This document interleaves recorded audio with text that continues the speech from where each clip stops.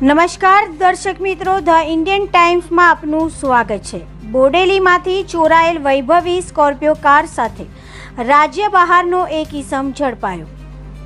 Local crime branch Chhota Udepur દ્વારા રાજ્ય બહારના એક ઇસમને ઝડપી પાડવામાં આવ્યો।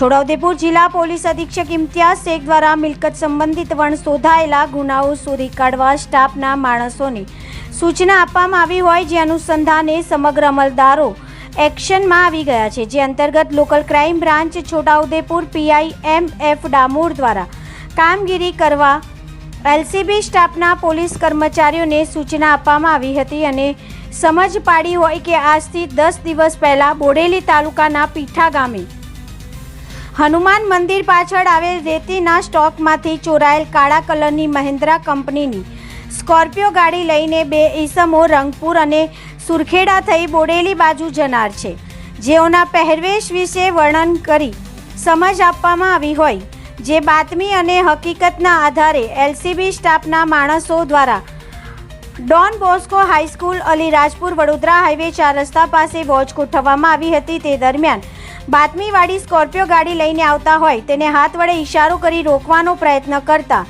રોકાયેલ નહીં અને પોતાની સ્કોર્પિયો ગાડી રોડથી નીચે ઉતારી દઈ ડાબી બાજુ પલટી ખવડાવી ગાડીનો ચાલક ગાડી મૂકીને નાસી છૂટ્યો હતો। ત્યારે ડ્રાઈવર સીટની બાજુમાં બેસેલ ઈસમ નાસવા જતા પોલીસે તેનો પીછો કરી તેને પકડી પાડ્યો હોય। તેનું નામ પૂછતા સુશીલભાઈ મંજીભાઈ તોમર, ઉંમર વર્ષ 19, રહેવાસી કવછા ટેકરી ફળિયા, તાલુકો કઠીવાડ, જિલ્લો અલીરાજપુર, મધ્યપ્રદેશના હોવાનું જણાવ્યું હતું।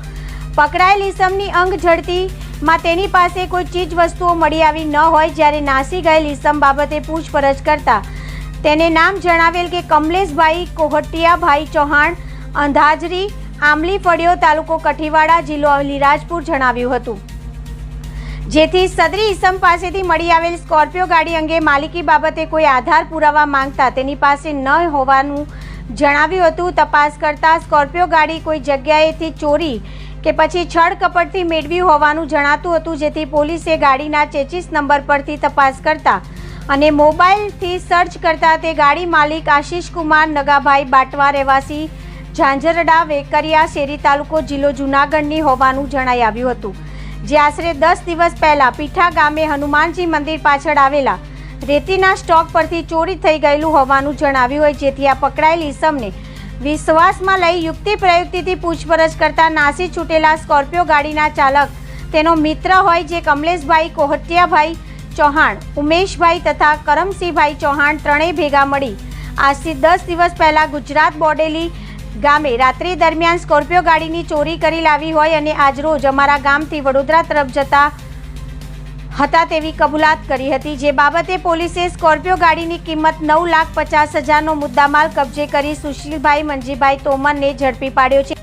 જે બાબતે પોલીસે સ્કોર્પિયો ગાડીની કિંમત 9,50,000નો મુદ્દામાલ કબજે કરી સુશીલભાઈ મંજીભાઈ તોમરને ઝડપી પાડ્યો છે। ત્યારે નાસી છૂટેલ કમલેશભાઈ કોહટિયાભાઈ ચૌહાણ અને અન્ય બે ઈસમ ઉમેશભાઈ તથા કરમસિંહભાઈ ચૌહાણને પકડવા ચક્રો ગતિમાન કર્યા છે।